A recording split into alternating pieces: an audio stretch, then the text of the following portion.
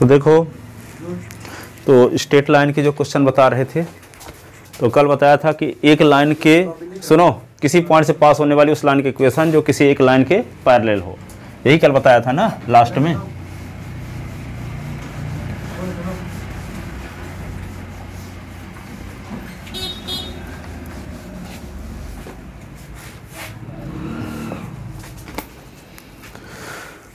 देखो जो कल बताया था उसी के आगे देखते हैं आप।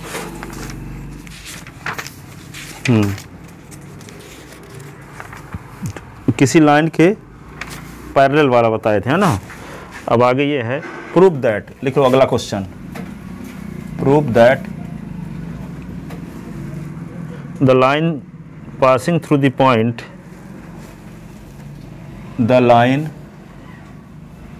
पासिंग थ्रू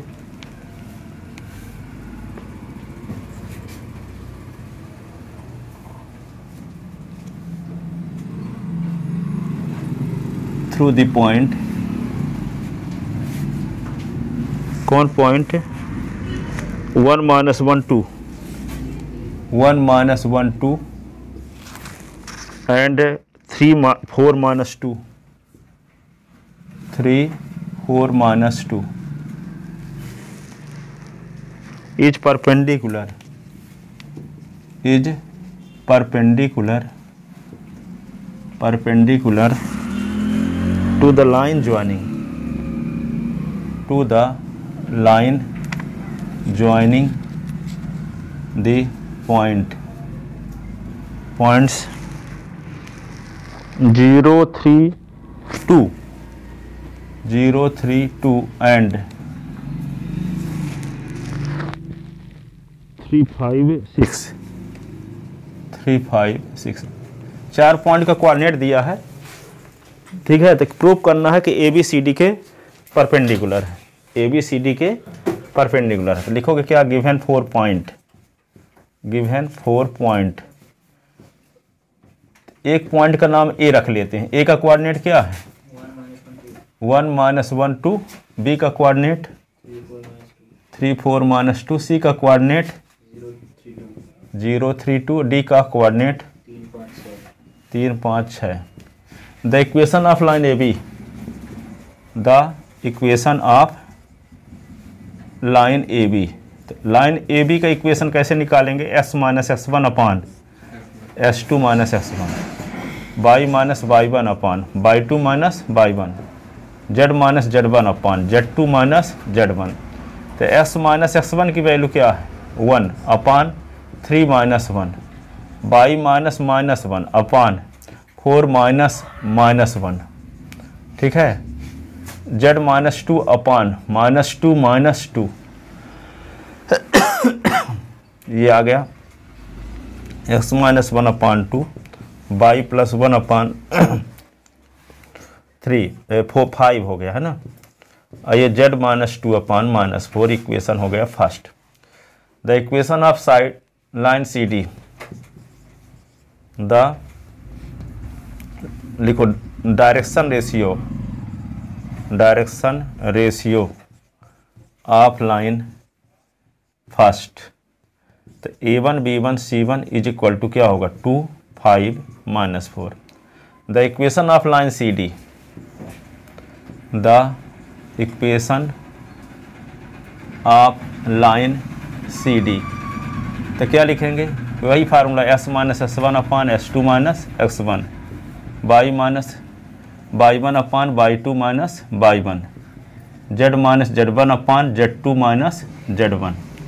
तो x - x1 यहाँ क्या लिखोगे, s - 0 अपान 3 - 0, y - 3 अपान 5 - 3, z - 2 अपान 6 - 2। तो क्या होगा, s - 0 upon 3, y - 3 upon 2, z - 2 upon 4, equation हो गया सेकंड। तो direction ratio of line second,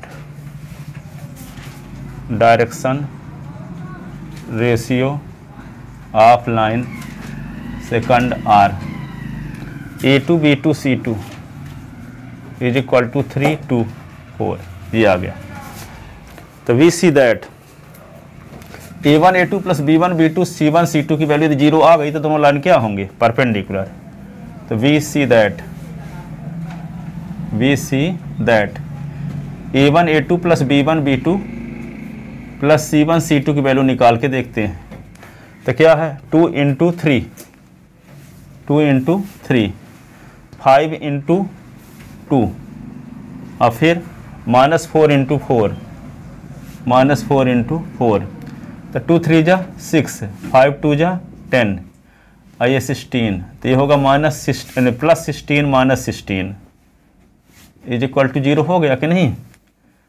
आ गया कि नहीं? तो सिंस क्या लिखोगे? Since A1 A2 plus B1 B2 plus C1 C2 is equal to 0 it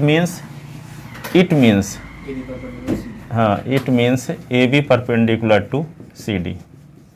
AB perpendicular to CD। ठीक है। अब देखो अगला क्वेश्चन, 1 पॉइंट से पास होने वाली लाइन का इक्वेशन जो गिवन 2 लाइन पर परपेंडिकुलर हो। गिवन 2 लाइन पर क्या हो? परपेंडिकुलर। 1 पॉइंट से पास होने वाली उस लाइन के इक्वेशन निकालेंगे जो गिवन 2 लाइन पर क्या हो? परपेंडिकुलर हो।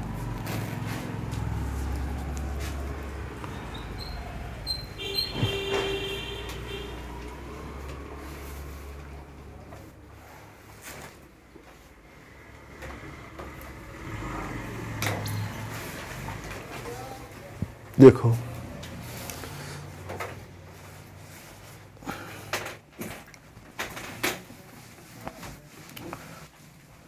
सब कोई लिख चुके ना?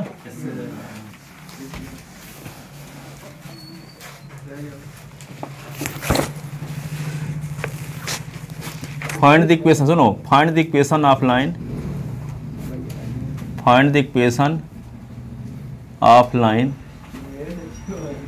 passes through the point, passes through the point, कौन सा point?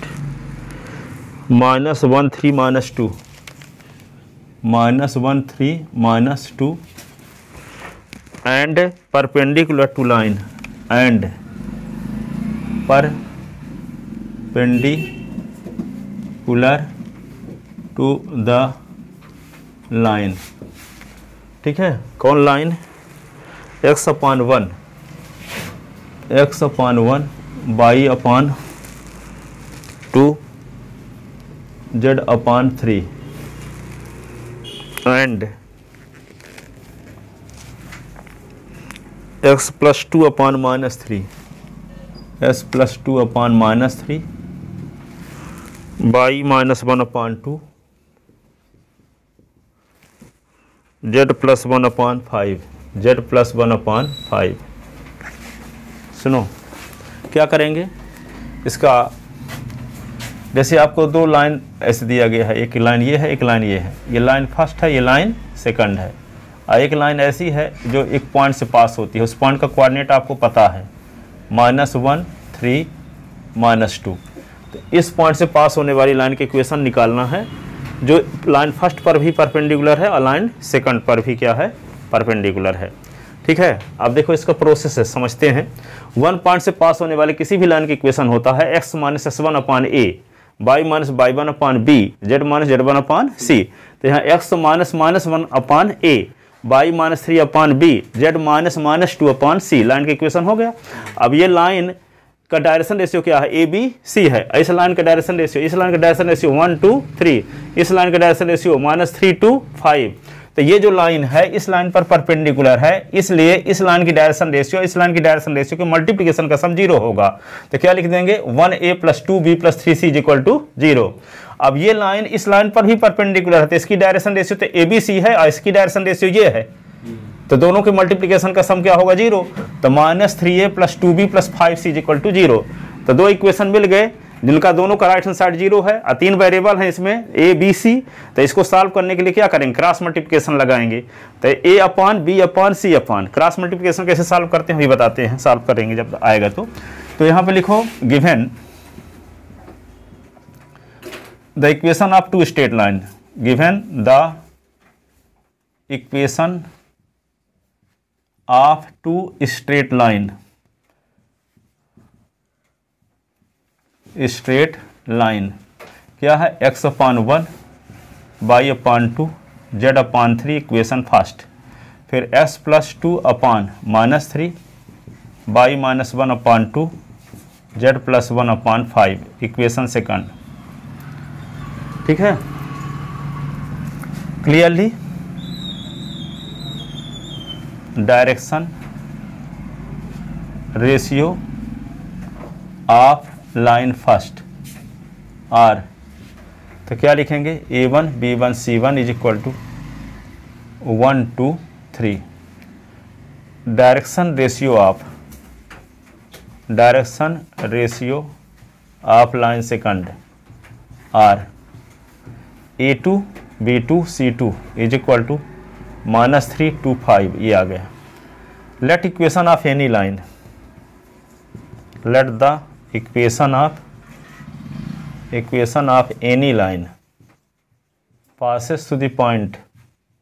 passes through the point, कौन, इसका नाम मान लो P रख लेते हैं, P जिसका कोऑर्डिनेट है -1 3 -2 B, तो क्या होगा, लिखेंगे कैसे इसको, x -1 upon A, y -3 upon B, z -2 upon C, तो क्या आएगा s plus 1 upon A, y -2 upon y -3 upon B और z प्लस 2 अपान C। तो clearly direction ratio of this line, clearly direction ratio of this line क्या हुआ, is equal to ABC। अब क्या करेंगे, ये सिंस ये लाइन कौन सी हो गई, third, since line third is perpendicular to line first and second, तो since line third is perpendicular to the line first and second, और जब दोनों परपेंडिकुलर हैं तो दोनों के डायरेक्शन रेशियो के मल्टीप्लिकेशन का सम क्या होगा, 0। देखो ये लाइन परपेंडिकुलर है इस पर, तो इसका डायरेक्शन रेशियो ABC है, इसका डायरेक्शन रेशियो तो आपको लिख चुके हैं ये, तो क्या हो जाएगा A1 plus B1 plus C1 is equal to 0। तो यहाँ क्या हो जाएगा A1A B1 B ये C1 C is equal to 0। तो A1 की वैल्यू आपको पता ना है 1 2 3, तो 1A plus 2B plus 3C is equal to 0, ये इक्वेशन हो गया 4। एंड फिर क्या लिखोगे A2A plus B2 B plus C2 C is equal to 0। तो A2 B2 C2 की वैल्यू भी पता है, देखो -3A plus 2B plus 5C is equal to 0, equation 5th। Solving equation 4 and 5th by cross multiplication method, solving equation 4 and 5th by cross multiplication method. यहाँ 3 variable हैं तो और कोई मेथड नहीं लगा सकते कि इलिमिनेशन सब्स्टिट्यूशन लगा लोगे, पढ़े नहीं है तो आज से पढ़ो। अब ये थोड़ी है कि आप लिख दोगे कि हाँ कोरोना काल था तो कोर्स हट गया था तो पढ़े नहीं है। हाँ ठीक है, तो ये आप पढ़े नहीं हो तो आज से पढ़ा रहे हैं डायरेक्ट, और उसको समझाएंगे कि नहीं पढ़े उसी हिसाब से बताएंगे। ठीक है, अब A अपान लिखो, B अपान लिखो, C अपान लिखो। ठीक है, A की वैल्यू जब निकालना हो, सुन लो अच्छे से, अब A की वैल्यू निकालना हो तो A वाले टर्म को छोड़ दो, तो A वाले टर्म ये हैं दोनों, है ना। अब B के कोफिशिएंट और C के कोफिशिएंट को लिख लो डिटर्मिनेंट में, तो 2 2 और 3 5, 2 2 और ये 3 5, ये डिटर्मिनेंट में लिख लो। ठीक है, अब B की वैल्यू निकालना तो B वाले को छोड़ दो, तो B वाले को छोड़ दो तो ए के कोफिशिएंट लिखना चाहिए और सी के कोफिशिएंट लिखना चाहिए, लेकिन लिखेंगे नहीं, उल्टा लिखेंगे या कि हम माइनस लगाएंगे, क्योंकि बीच में डिटरमिनेंट में माइनस लगता ना है C12 की वजह से, तो इसलिए यहाँ माइनस हम नहीं लगाना चाहते तो उल्टा लिख देंगे। तो बी के कोफिशिएंट को छोड़ना है और लिखना क्या है, ए के कोफिशिएंट और सी के कोफिशिएंट को, तो सी के कोफिशिएंट को पहले लिख दो और ए के कोफिशिएंट को बाद में लिख दो, तो यहाँ फिर माइनस लगाने की जरूरत नहीं पड़ेगी, उल्टा क्रम में लिख देना बीच वाले को, ठीक है। तो सी के कोफिशिएंट क्या लिखेंगे, 3 5 और 1 -3, 3 5 1 -3 ऐसे, ये डिटरमिनेंट में। अब सी की वैल्यू निकालना है तो सीधे लिखेंगे, है ना। तो सी वाले को छोड़ दो, इसको छोड़ दोगे तो ए के कोफिशिएंट लिख दो और बी के कोफिशिएंट लिख दो, तो 1 -3 2 2, 1 -3 2 2, ये है तरीका, इतने समझना था, इसके आगे कुछ भी नहीं है नई चीज़। अभी डिटरमिनेंट तो पढ़े ना हो आप, तो ए अपान देखो इसकी वैल्यू इसके साथ मल्टीप्लाई, इसका इसके साथ, इसका इसके साथ, इसका इसके साथ, इसका इसके साथ, इसका इसके साथ, तो क्या होगा 2, इसीलिए क्रॉस मल्टीप्लिकेशन इसका नाम पड़ा। तो 2 5 जा 2 × 5, बीच में माइनस 2 × 3, बी अपान 3 × -3, बीच में माइनस 5 × 1, फिर सी अपान 1 × 2, बीच में माइनस -3 × 2, ठीक है। तो ए अपान क्या होगा 2 5 जा 10 -6, बी अपान 3 3 जा 9 -9 -5, सी अपान 2, ये क्या होगा तो ये क्या होगा, ए अपान 10 से 6 निकाल दो तो क्या आएगा 4, बी अपान 9 और 5 तो -14, और सी अपान माइनस प्लस तो 2 + 6 तो 8, ठीक है।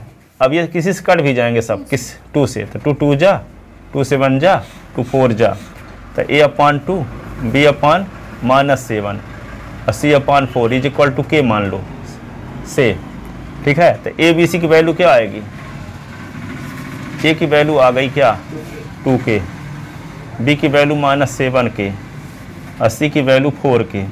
Putting the value of A B C in equation third, putting the value of A B C in equation third, putting the value of A B C in equation third, putting the value of a b c in equation third, ठीक है। तो क्या हो जाएगा x + 1 upon a के स्थान पे क्या लिखेंगे 2k, y -3 अपान b के स्थान पे -7k, फिर z + 2 अपान c के स्थान पे 4k, के तीनों में है तो हटा दो, निके से काट दिए, केस से काट देना है ना, काटने का मतलब समान चीज़ को हटाना, -7 और z + 2 upon 4, this is equation of required line, this is equation of required line, लिख लेते ना।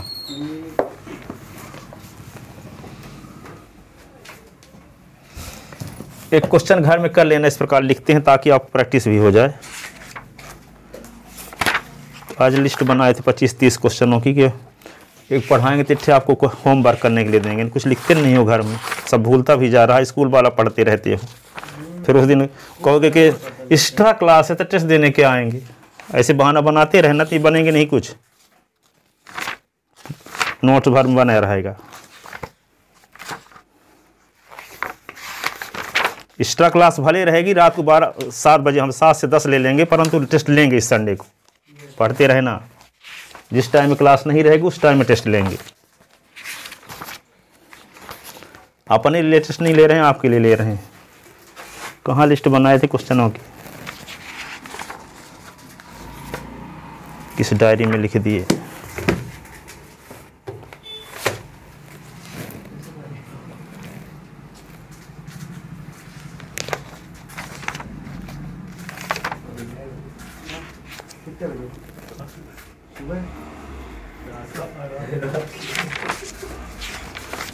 अरे 3:30 बजे तो आए ना, ज़्यादा तभी से तैयारी करते रहना, क्या थोड़ी कि टेस्ट पढ़ के आओगे तो टेस्ट तैयारी करोगे तब टेस्ट देने आओगे। अभी क्या कर रहे हो, तैयारी ना कर रहे हो, हाँ तो इसी टाइम में आ जाना टेस्ट देने।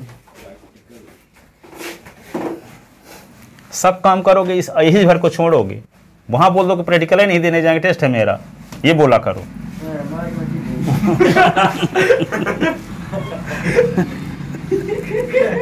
हम नंबर देंगे।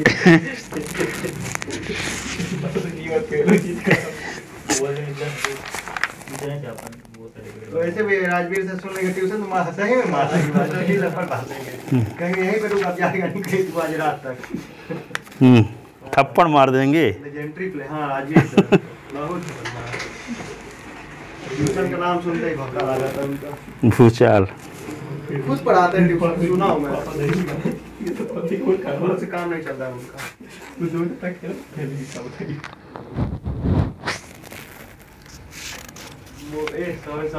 लिखो एक question, find the equation of line, इसको करके लाना कल। यस सर आप कोशिश करें। फाइंड द इक्वेशन आप अब होमवर्क देंगे इस साल से अब सब लड़कों को। फाइंड द इक्वेशन ऑफ, हाँ find the equation of line, इतना अपडेट हो रहा है आज से, कल से 1 तारीख से।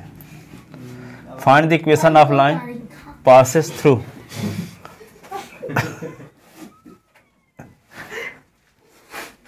द पॉइंट -1 3 -2 and perpendicular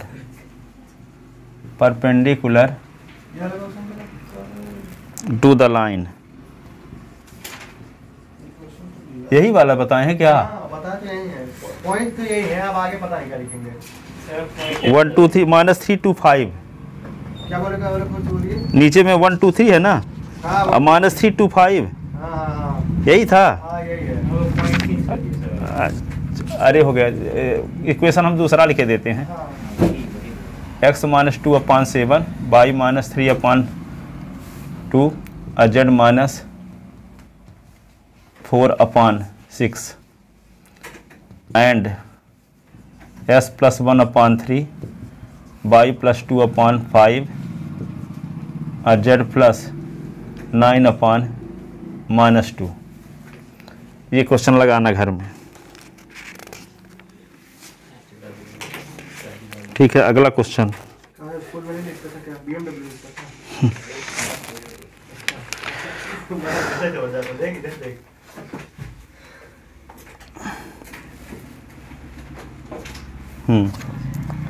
अब देखो अगला क्वेश्चन।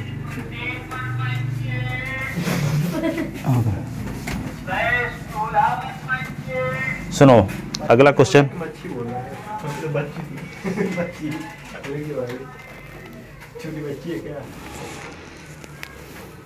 छोटा हाँ भाई ये अंदर की बात मत बोल। देखो अगला question, find the perpendicular distance,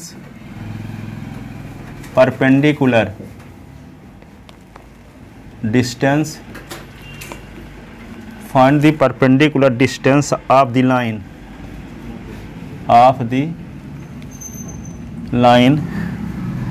x upon 1 is equal to y -1 upon 2 is equal to z -2 upon 3 from the point क्या दिया है 163 तो अब लोग 11th क्लास में 9th चैप्टर में स्ट्रेट लाइन में ये चीज़ पढ़े थे पिछले साल, जैसे कोई पॉइंट का कोऑर्डिनेट दिया है 2 3 और एक लाइन के इक्वेशन दिया है 2s + 3y + 7 = 0। तो पॉइंट P से इस लाइन पर यदि परपेंडिकुलर ड्रा करोगे तो इस परपेंडिकुलर लेंथ या पॉइंट P की लाइन से डिस्टेंस PM = क्या करते थे, इस पॉइंट को लाइन के इक्वेशन में पुट कर देते थे 2 × 2 + 3 × 3 + 7 अपान क्या करते थे, एस और वाई का जो कोफिशिएंट रहता था उसके स्क्वायर के सम के स्क्वायर रूट ऑफ से डिवाइड करते थे, ये करते थे, ठीक है ना। एस वाई के कोफिशिएंट के स्क्वायर के सम के स्क्वायर रूट ऑफ से डिवाइड, ठीक है।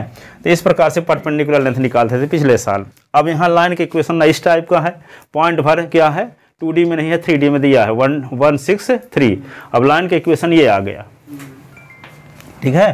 तो इसको क्या करोगे, जैसे मान लो पॉइंट का कोऑर्डिनेट दिया है 163, ठीक है।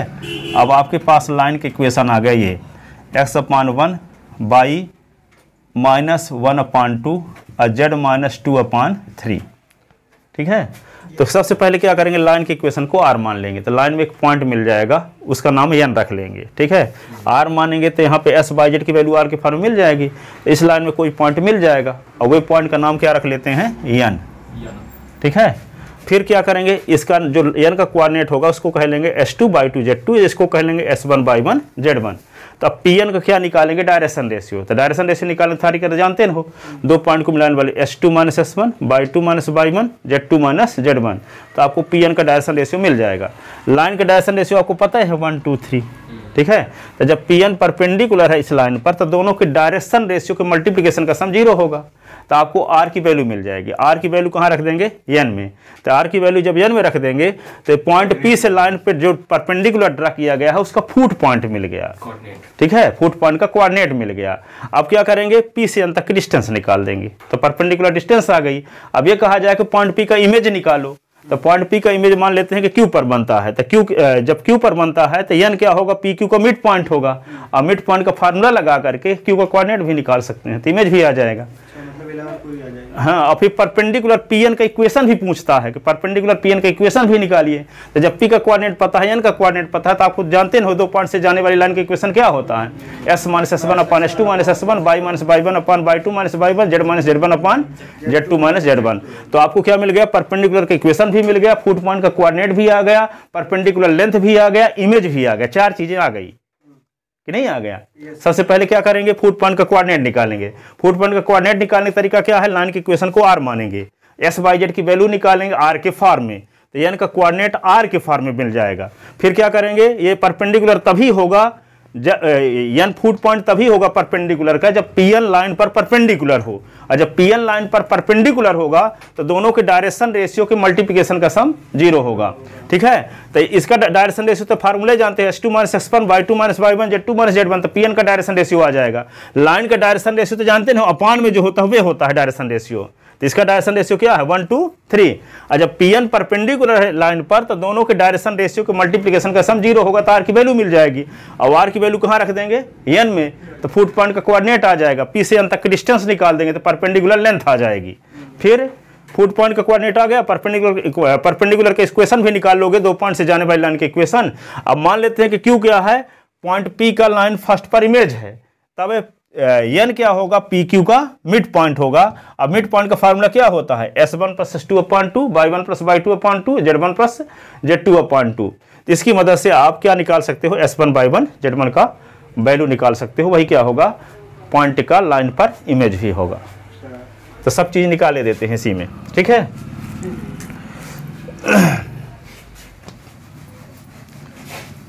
तो लिखो गिवन ए पॉइंट P, इमेज वाला नहीं है, शायद फुट पॉइंट है, इमेज वे है। फुट पॉइंट का कोऑर्डिनेट निकालो, ये तो पर इमेज कई साल आया है, पिछले साल में एमपी बोर्ड में भी आया है, आपके प्री बोर्ड में आया है। इनकी ये देखो एनसीईआरटी, आपका तो एनसीईआरटी देखबे ना करो, जो बता रहे हैं आंख बंद करके लगाओ, यही सब आएंगे। हैं 10 साल का पेपर निकाल लो के रख लो, या अभी ना विश्वास हो तो 2 साल का पेपर रख के देख लो, जितने सेट बने हैं सीबीएसई से, जो इमेज ना आया हो, परपेंडिकुलर का फुट पॉइंट ना आया हो, ये सब कुछ आएगा। वो प्लेन, वो वैसे भी प्लेन निकाल दिया तो वैसे न, वो गुस्सा में है बोर्ड वाला। बोर्डे वाले भले निकाले हैं, परंतु वे ऐसी चीज पूछते नहीं, बहुत नॉर्मल चीज। सीबीएसई बोर्ड में देखो ना पेपर, आप 2-3 बार दिया, सब में जब इमेज पॉइंट आया है तब ये क्यों बोलते हो कि एनसीईआरटी में नहीं है। मैं बता मैं कोई बता थोड़ी है, इमेज वाला लगाता ही नहीं, ये हम लोग फिर अगर लगाते ही नहीं रह जाते, देखते आप बोल दो तो पढ़वे ना करेगी, कहेगी एनसीईआरटी में ही नहीं तो क्या पढ़ेंगे।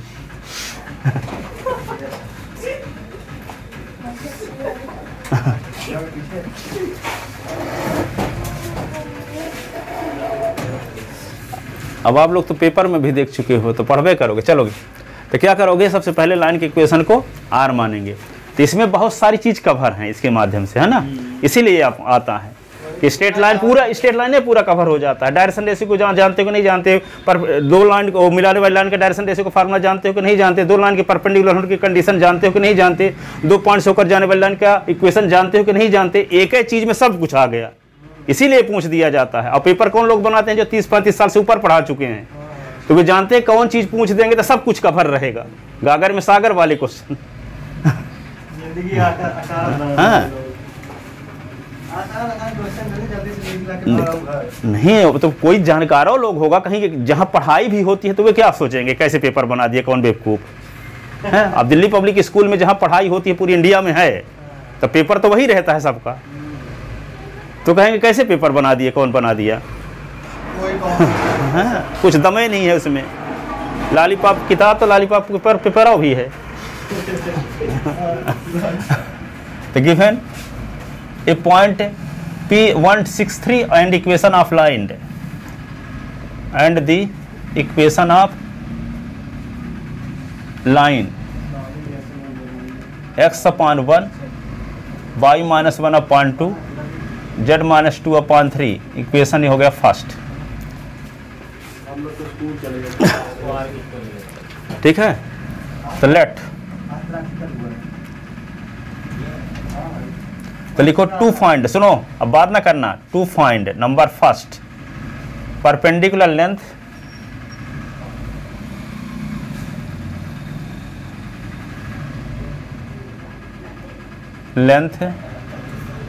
Drawn from point P to the line first. ठीक है, दूसरा इमेज भले ना पूछेगा तो बहुत चार चीज़ें तो सब है आपके क्वेश्चन में, एक ठरिस्टा बता देंगे, इमेज तो आया भी है, मान लो इमेज आप ना पढ़ोगे तो चार चीज़ तो तीन चीज़ तो निकालना ही पड़ेगा, सब कुछ फूट पॉइंट का कोऑर्डिनेट निकालना पड़ेगा, परपेंडिकुलर लेंथ निकालना पड़ेगा, सब है ही। आप देखो perpendicular length drawn from point P to the line first. ठीक है, दूसरा क्या है, coordinate of foot point, coordinate of foot point of perpendicular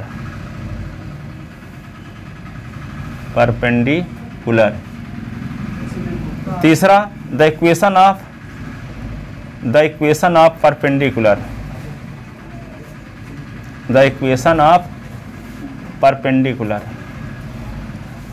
perpendicular चौथा क्या, image of point P, image of point P on the line first, image of point P on the line first। ठीक है, तो सबसे पहले क्या करेंगे, line की इक्वेशन को R मानेंगे, है ना। तो late x upon 1 y minus 1 upon 2 z minus 2 upon 3 is equal to R। तो s is equal to R, y minus 1 is equal to 2r, z minus 2 is equal to 3r। तो s is equal to r, y is equal to 2r plus 1, z is equal to 3r plus 2। Clearly a point n r comma 2r plus 1 comma 3r plus 2 lies in line first, LIES, lies in line first। Line first में ये point है। This point n will be foot of perpendicular, this point n will be, this point n will be foot of perpendicular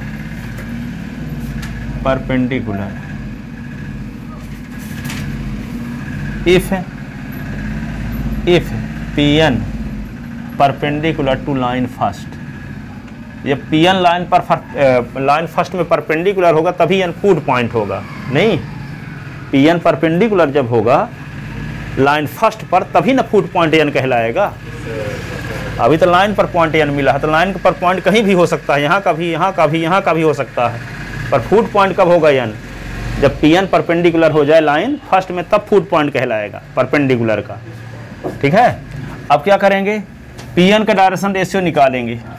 तो n का coordinate तो आपको मिल चुका ना, क्या मिला, ये क्या मिला, r 2r प्लस 1 वो समझ नहीं आ रहा मुझे। 3r plus, Point N will be the foot point of perpendicular। हाँ ये r मान ली तो लाइन में पॉइंट मिल गया, तो लाइन का पॉइंट यहाँ का मिलेगा तो परपेंडिकुलर थोड़ी कहलाएगा। फुट पॉइंट कब कहलाएगा? जब लाइन Pn परपेंडिकुलर हो लाइन पर, तब ना n फुट पॉइंट कहलाएगा। जब परपेंडिकुलर ना हो ऐसा रहेगा तो हाँ, तो इसीलिए तो बोले कि n फुट पॉइंट तभी कहलाएगा जब Pn परपेंडिकुलर होगा लाइन पर। सर वहाँ ऊपर जो लिखे हैं ऑफ, वो देखें ना, of perpendicular, this point N will be foot point of perpendicular। हाँ, foot point of perpendicular। लंब का फुट पॉइंट कब होगा? n, जब Pn परपेंडिकुलर हो लाइन पर। 100 बार सोच कर लिखा गया है, ये नहीं है कि कहीं गलत हो गया है। Pn सुनो, यह क्या n कहलाएगा लंब, इसको परपेंडिकुलर का फुट पॉइंट कहलाएगा कब? जब Pn लाइन इस लाइन पर परपेंडिकुलर हो। यदि लाइन इस प्रकार की है, ये n तो पॉइंट है लाइन में ना, r मानने से लाइन पर पॉइंट मिल गया कोई भी हो, तो लाइन को इसको 15 किलोमीटर आगे भी बढ़ा दो, वहां का भी पॉइंट तो हो सकता है। पर n फुट पॉइंट कब कहलाएगा? जब Pn परपेंडिकुलर हो लाइन पर, तब n फुट पॉइंट कहलाएगा परपेंडिकुलर का। ठीक है, परपेंडिकुलर का फुट पॉइंट कब कहलाएगा? जब Pn लाइन पर परपेंडिकुलर हो। और r मान लेने से जो पॉइंट मिल गया, और लाइन में पॉइंट मिला है, तो लाइन में 15 किलोमीटर आगे भी तो मिल सकता है पॉइंट, लाइन में इधर भी मिल सकता है, यानी वो कोई भी पॉइंट हो सकता है लाइन में। लाइन में तो कंटेन है, लेकिन परपेंडिकुलर का फुट पॉइंट n होगा कब? जब Pn परपेंडिकुलर हो जाए लाइन में, तब n को कहेंगे परपेंडिकुलर का फुट पॉइंट। तो वही तो बोला कि n क्या होगा? n will be foot of perpendicular, n होगा फुट पॉइंट। ठीक है, परपेंडिकुलर का कब? जब Pn परपेंडिकुलर हो लाइन पर। This point n will be foot of perpendicular if Pn perpendicular to line first. अब Pn का क्या निकालेंगे? Direction ratio. तो Pn का डायरेक्शन रेशियो निकालने का क्या फार्मूला है?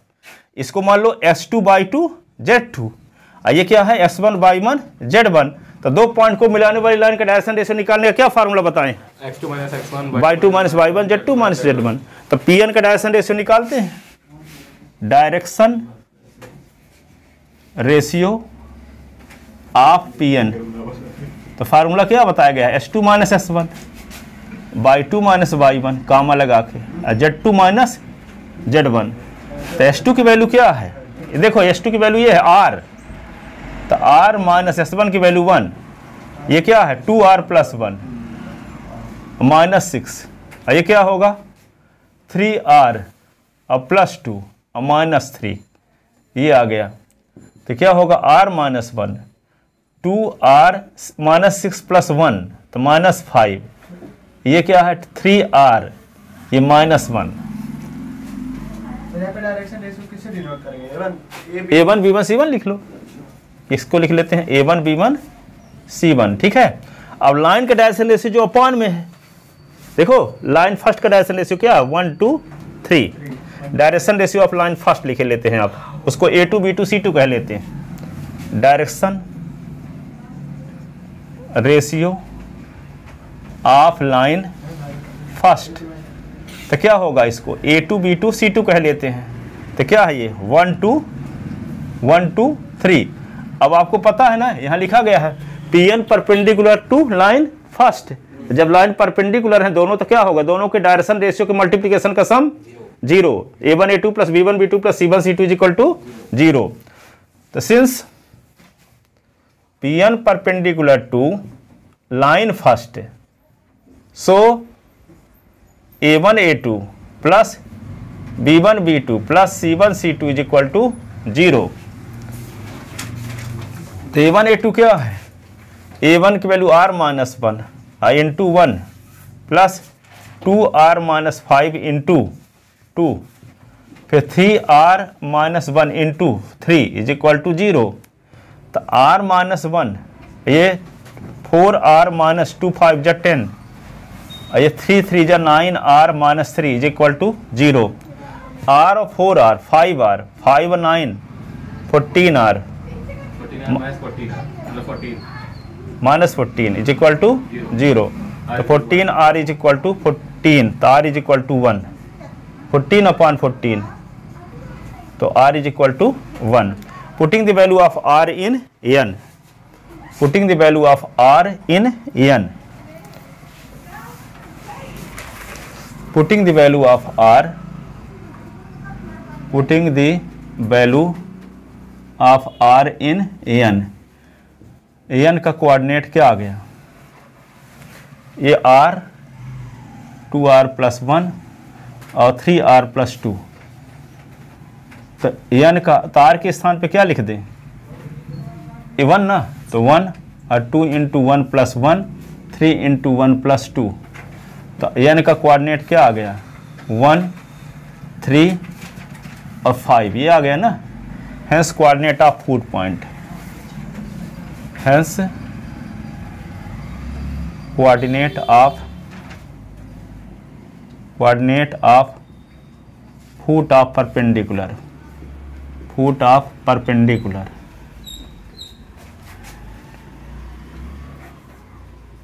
n का कोऑर्डिनेट क्या आ गया 1 3 5। अब परपेंडिकुलर डिस्टेंस निकालना है, तब p का कोऑर्डिनेट आपको पता है, n का कोऑर्डिनेट मिल ही गया।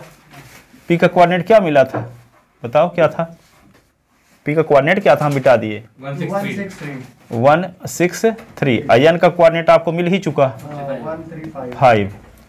तो लेंथ ऑफ परपेंडिकुलर लिखो, pn = length of perpendicular, length of perpendicular, pn = क्या होगा, डिस्टेंस फार्मूला लगा दो आप, क्या फार्मूला है, s2 - s1 का होल स्क्वायर, y2 - y1 का होल स्क्वायर, z2 - z1 का होल स्क्वायर। तो क्या होगा यहाँ पे 1 - 1 का स्क्वायर, फिर क्या लिख दोगे 3 - 6 का स्क्वायर, 3 - 6 का स्क्वायर, फिर क्या लिखोगे 5 - 3 का स्क्वायर, 5 - 3 का स्क्वायर, ये होगा 0, और ये क्या होगा 9, और ये क्या होगा 4, तो √13 unit, √13 unit. The equation of perpendicular pn,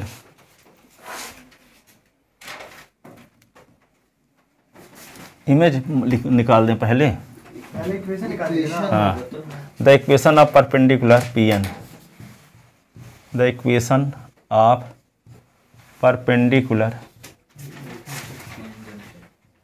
pn, तो pn जैसे आपको p पता है n पता है, p का कोऑर्डिनेट आपको पता ना है 1 6 3, n का कोऑर्डिनेट क्या है 1 3 5, तो ये क्या हो गया s1/1 z1, ये क्या हो गया s2/2 z2।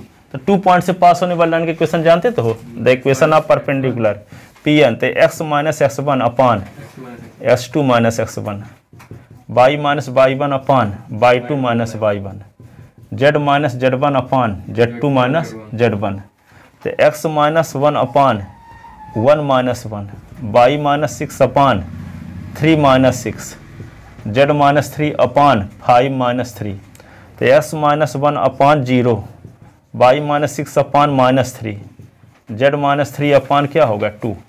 इनफिनाइट चला गया, x का कोऑर्डिनेट इनफिनाइट जाएगा, फिर उसको लिखा नहीं, 0 लिखा रहता है भाई, डायरेक्शन रेशियो का एक्स एक्सिस का डायरेक्शन रेशियो क्या होता है, तो एक्स एक्सिस के इक्वेशन नहीं लिखते, x - 0 अपान 1 और y - 0 अपान 0, z - 0 अपान 0, उसको सॉल्व थोड़ी करना है, वही लिखे रहो कि उसको सॉल्व करके इन्फिनिटी थोड़ी करना है। वो इमेज निकालिए, टाइम है तो क्या वो कितना हो रहा है 5, चलो निकाले देते इमेज भी, वही तो क्वेश्चन इमेज वाला करेंगे भाई, एक बार हम समझिए तो रहेंगे। हाँ चलो, इसलिए अब इसका हाँ इसको क्या करें, अब इसका इमेज मान लेते हैं क्या Q पर बनता है x y z, ठीक है, तो let Q x y z be the image of point P on the line first, लिखो लेट क्या लिखोगे Q x y z be the image of point P on the line first, then foot point n is mid point of line PQ of line P Q. तो imply तो N का coordinate क्या है आपको मिल चुका है ना, N का कोऑर्डिनेट क्या मिला है 135 का फार्मूला लगाओगे क्या x1 plus x2 upon 2, formula यही ना है, yes sir y1 plus y2 upon 2 कामा z1 प्लस z2 अपॉन 2। अब निकालना है पी क्यू का सर ये किस चीज का? मिड पॉइंट का, मिड पॉइंट का। हाँ मिड पॉइंट का फार्मूला है। तो इसका देखो ये मिड पॉइंट है ये एन, तो इसका इस वैल्यू निकालने का फार्मूला क्या होगा 1 plus X upon 2, 6 plus Y upon 2, 3 plus Z upon 2 is equal to 135। तो ऐसे लिख लेंगे ऑन कंपेयरिंग 135 एस के स्थान पे क्या लिखेंगे 1, S1 के स्थान पे, S2 के स्थान पे क्या लिखेंगे x अपॉन 2, फिर 3 फिर क्या है 6 plus y 6 plus Y upon 2, फिर 3 plus z 3 plus Z upon 2, ये हुआ। अब कंपेयर कर दो ऑन कंपेयरिंग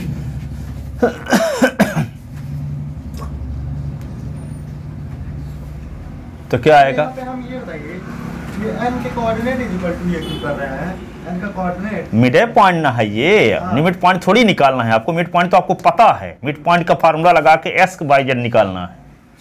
जब एन निकालना होता, जब आपको मिड पॉइंट दिया गया है तो मिड पॉइंट का फार्मूला लगा के हम क्यू का कोऑर्डिनेट निकालना चाहते हैं। क्यू मिड पॉइंट थोड़ी है, मिड पॉइंट तो एन है, ठीक है। तो जब आपको इनिशियल पॉइंट टर्मिनल पॉइंट का कोऑर्डिनेट पता रहता तब मिड पॉइंट निकालते हैं। अब आपको मिड पॉइंट पता है, इनिशियल पॉइंट पता है, तो टर्मिनल पॉइंट है निकालना है। ये कौन सी नई बात है? तो 1 इज इक्वल टू क्या लिख दोगे 1 plus X upon 2, 3 is equal to 6 plus Y upon 2, 5 is equal to 3 plus Z upon 2। तो इसके नीचे 1 लिख लो, इसके नीचे 1 लिख लो, इसके नीचे 1 लिख लो, तो क्या आएगा 2 is equal to 1 plus X, 6 is equal to 6 plus Y, 10 is equal to 3 plus Z. तो क्या आएगा 2 minus 1 is equal to X, 6 minus 6 is equal to Y, 10 minus 3 is equal to Z. तो एक्स इज इक्वल टू क्या आ गया 1, Y is equal to 0, Z is equal to 7। Hence coordinate of Q hence coordinate of image point, coordinate of image point तो क्या है Q का coordinate 0 7। ये हुआ। एक क्वेश्चन लिखो करके लाना सबको ये चारों चीजें।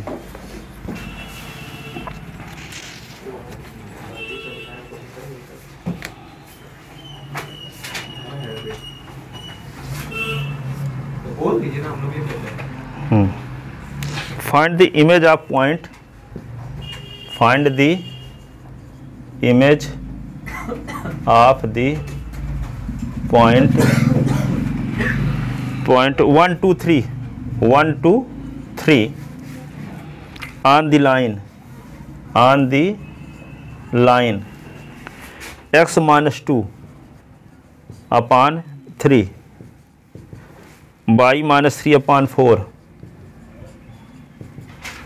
और z minus 4 upon 5। ये क्वेश्चन देख देख के लगा के आना, जिसका लगा नहीं रहेगा तो वह न करना, अभी जाके तुरंत लगाना घर में, ठीक है। चारों चीज़ निकालना है, फोर पॉइंट का कोऑर्डिनेट भी निकालना है, परपेंडिकुलर लेंथ भी निकालना है, परपेंडिकुलर का इक्वेशन भी निकालना है और इमेज पॉइंट भी निकालना है। ठीक, याद रहेगा? जाओ निकलो। सर क्वेश्चन पूछो क्या हैं? मैथ 61 इतना कम? हाँ, पहले रिजल्ट भी बहुत कम आता था। हाँ यार, पहले वाला में ज़्यादा थे। हाँ क्या पेपर वाले को पहले अब बड़ा सा पेपर बनता है यही है। अभी बेवकूफ है। अभी